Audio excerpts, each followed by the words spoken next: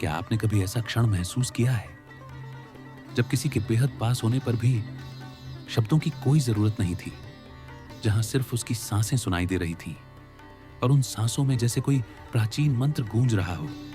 यही मौन, यही ऊर्जा कामसूत्र का अंतिम सत्य है, जहां स्त्री और पुरुष की आत्माएं एक ऐसी यात्रा पर निकलती हैं जहां देह की सीमाएं मिटने लगती हैं।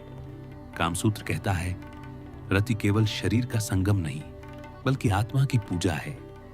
यह भाग उन लोगों के लिए है जो प्रेम को केवल स्पर्श या आकर्षण तक सीमित नहीं रखते, बल्कि उसे एक साधना, एक तपस्या समझते हैं।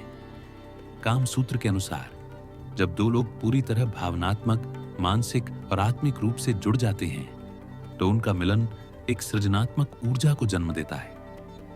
यह वह अवस्था है जहां पुरुष स्त्री को मात्र भोग की वस्तु नहीं समझता, बल्कि उसे शक्ति, सृजन और सौंदर्य की देवी मानता है, और स्त्री पुरुष को केवल आकर्षण का पात्र नहीं बल्कि शिव के रूप में स्वीकार करती है। जब इस स्तर पर प्रेम होता है तो हर छुअन एक आरती बन जाती है, हर आलिंगन एक वंदना और हर मिलन एक योग।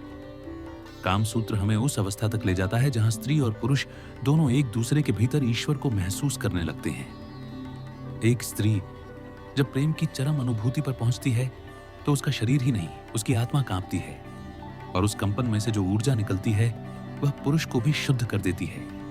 कामसूत्र इसे रस का विस्फोट कहता है, जहां प्रेम, आनंद और मौन एक साथ फूट पड़ते हैं। यह मौन ऐसा नहीं है जिसमें कुछ कहा नहीं गया, बल्कि ऐसा मौन है जिसमें सब कुछ कहा गया है, बस शब्दों की जरूरत नहीं रही। यह वो अवस्था है जहां दोनों का हृदय एक साथ धड़कने लगता है, जहां आंखें भीगती हैं पर कोई आंसू नहीं गिरता, जहां होंठ कांपते हैं पर कोई शब्द नहीं निकलता, और जहां सांसें एक दूसरे में विलीन हो जाती हैं। अब हम प्रेम के बाद की अनुभूति जानेंगे। क्या आप प्रेम और संबंधों की कला में निपुण होना चाहते हैं?